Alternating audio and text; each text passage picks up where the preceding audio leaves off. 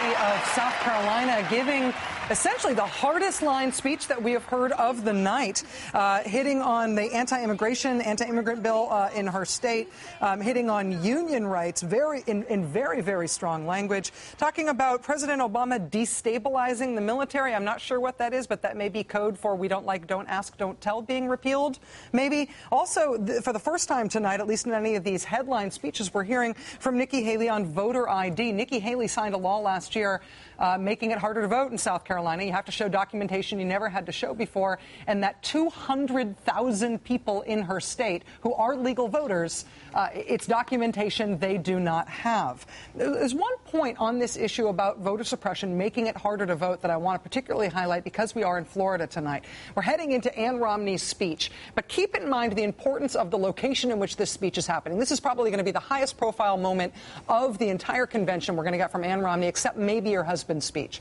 But in the state of Florida, where tonight's Republican convention is being held, last July, Republicans in the state passed a whole slew of new restrictions that make it harder to register to vote in the state. Voting rights activists at the time said it would disproportionately affect minority voters who tend to lean Democratic. Those activists appear to be proven right. I want you to look at this. Today, the Florida Times-Union released some remarkable new analysis on voter registration in Florida that I almost cannot believe. In the lead up to the 2004 presidential election, look at this. This is what the increase in voter registration looked like on the Democratic side. That was 2004. 159,000 new Democrats registered to vote over that time period. In 2008, same time period, 13 months, it was pretty much the same story, right? Democratic voter registration surging in the same time period before the election. But then last year, Florida Republicans made it harder to register to vote in the state. Look at what has happened in the lead up to this year's election over an equivalent time period. Look. New Democratic voter registration has disappeared in Florida. It has fallen off a cliff. Over the same amount of time, look, the Republican numbers have been basically static.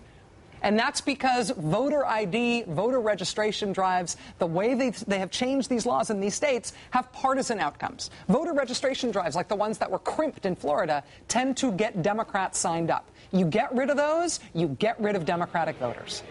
Thanks in part to these new Republican laws, Democratic voter registration has been absolutely devastated in Florida heading into the 2012 election. Since the beginning of last year, it's 19 states that have put in place strict new barriers to voting or barriers to registering to vote, barriers that have never been there before in modern times, but which you just heard Nikki Haley defend to the Republican National Convention audience and which got her a rather lusty round of cheering in that audience. Chris?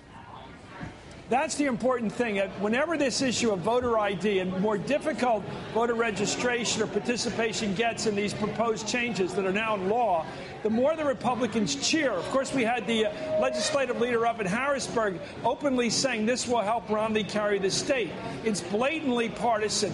And I have to tell you, I was talking to the Reverend Jesse Jackson today, and he points out there's a real strategy here. One is suppression. The other is frustration of minority voters, not just stopping them from voting, discourage them because it's so hard to do.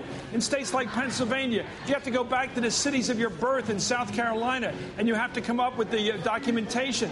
And also encouraging white anger.